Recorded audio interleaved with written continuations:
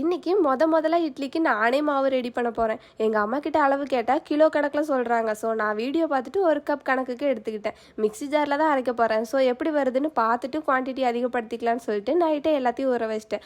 ஆனால் வீடியோவில் எல்லாரும் இட்லி அரிசின்னு தான் சொன்னாங்க. நானும் பச்சை அரிசி தான் இட்லி அரிசின்னு சொல்கிறாங்க போலன்னு நினச்சி ஊற வச்சேன்.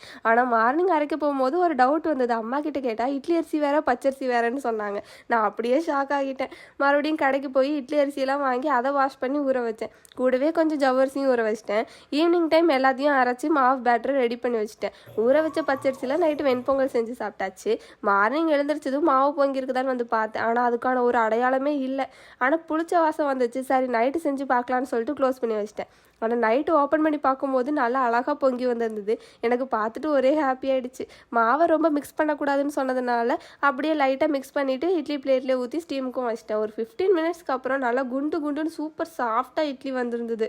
இவ்வளோ பஞ்சு போல் இட்லி செஞ்ச சந்தோஷத்துலேயே நல்லா குதிச்சுக்கிட்டே அம்மா கிட்ட ஃபோன் பண்ணிலாம் சொன்னேன்.